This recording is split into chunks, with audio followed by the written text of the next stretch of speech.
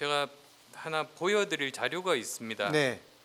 그 사실은 잘 안 보이실 텐데요. 이 자료가 무슨 자료냐면 우리나라와 중국의 코로나19 확진자 증가 추세에 대한 그 분석입니다.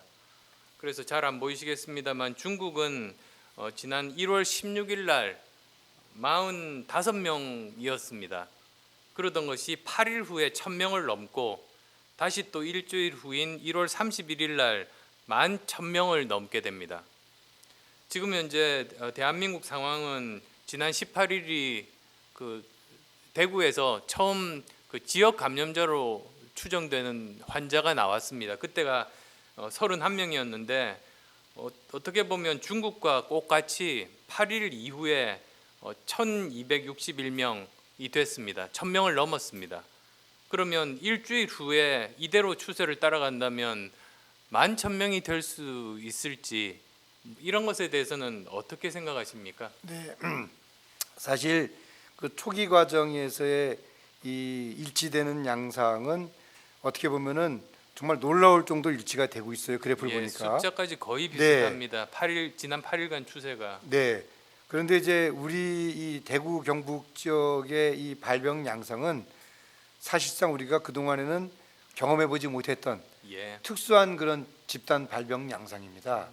이게 그 신천지 교회라는 교단에서의 신도들이 일시에 대규모로 이 바이러스에 노출이 돼서 그분들이 다 그 바이러스를 감염된 상태에서 지속적인 종교 활동을 함으로써 이 환자 증가 추세가 지속적으로 늘어나는 양상이거든요. 중국은 어떻습니까? 중국은 이제 이런 특정한 집단이라기보다는 그 지역사회 전체에 걸쳐서 이제 환자들이 퍼진 겁니다.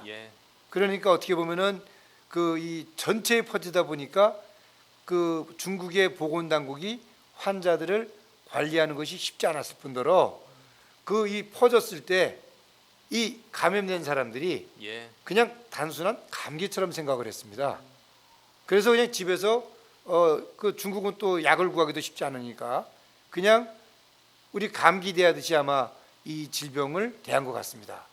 그런데 갑자기 폐렴이 생기면서 사망 환자가 늘어나니까 대혼란이 온 거고 그 대혼란 과정에서 상당수의 인구들이 환자들이 병원으로 몰리니까 병원이 마비가 되는 겁니다.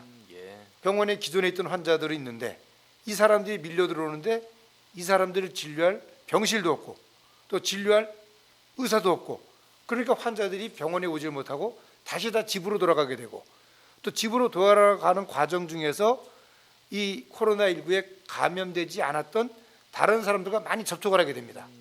그러면서 이 지역사회 전반에 이 질병이 퍼진 거죠.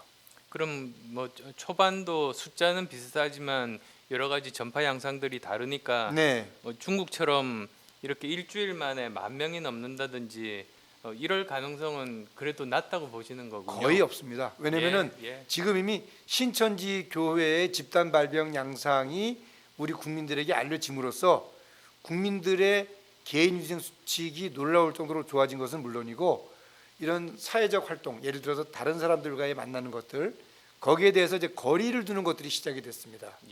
그렇기 때문에 중국에서는 그 1000명이 증가됐을 때 이 질병에 대한 정체가 전혀 파악이 안 돼가지고 계속해서 이런 만남이 이루어지고 또 심지어는 병원에서 다른 멀쩡한 사람들을 감염을 시키고 또 의사들이 감염이 되고 이러면서 이 계속 2배, 3배 증가가 되는 양상이었는데 우리는 지금 현 상황에서 그것이 어느 정도 통제가 되고 있다라는 거죠.